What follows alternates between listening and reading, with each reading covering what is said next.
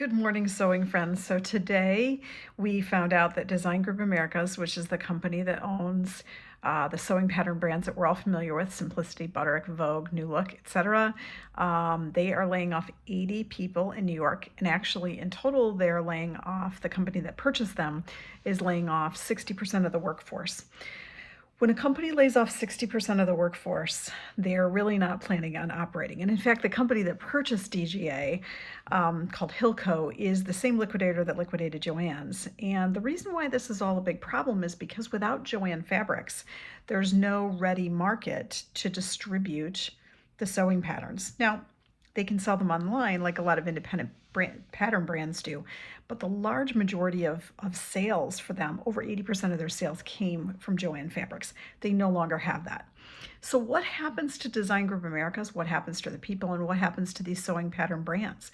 Well, first of all, they are selling off a lot of their assets, including their facilities and their printing facilities, which is a huge problem because a lot of indie designers access those same printing facilities. For years, McCall's printed some of my clients' sewing patterns. You'd have to order 1,000 at a time or 5,000 at a time, but they were the ones that were printing the tissue patterns and the instruction sheets to go in a traditional pattern envelope. It's only with sort of the modern PDF patterns or even printed on that heavy white paper that we've actually been able to go away from the tissue printed patterns. But a lot of indie brands use them. So that's going to be going away. We know that facility is being sold, and that won't be available anymore. But what happens to the people who worked in New York were those are the people who are designing the patterns. Now, I want to pause for a second because that's a really big shift. If you are planning on maintaining your brand and you're planning on offering product, you're not going to get rid of the office that produces the designs.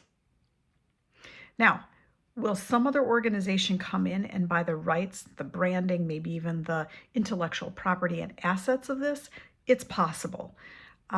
They said that they have a bunch of companies that had that had put together what's called an expression of interest. It's a bid process. Who knows who will take that over and what will actually happen to these favorite sewing pattern brands.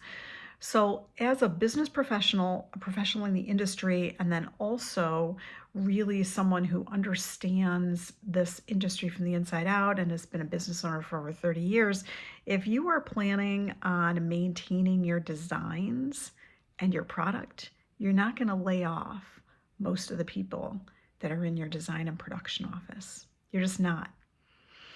Now, I don't know what's going to happen for these brands, and I don't know what's going to happen to the long-standing sewing patterns that we've come to know and love.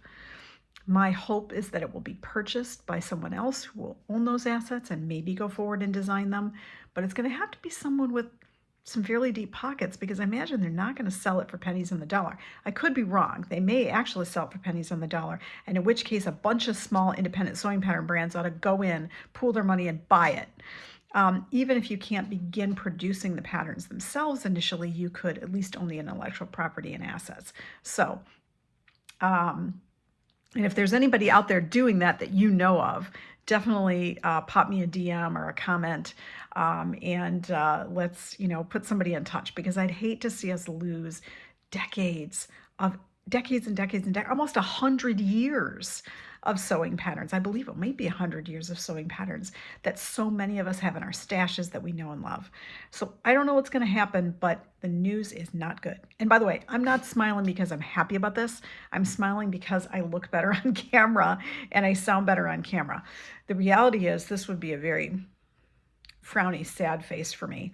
I own a ton of wonderful Vogue, Simplicity, Butterick, New Look, and McCall's patterns.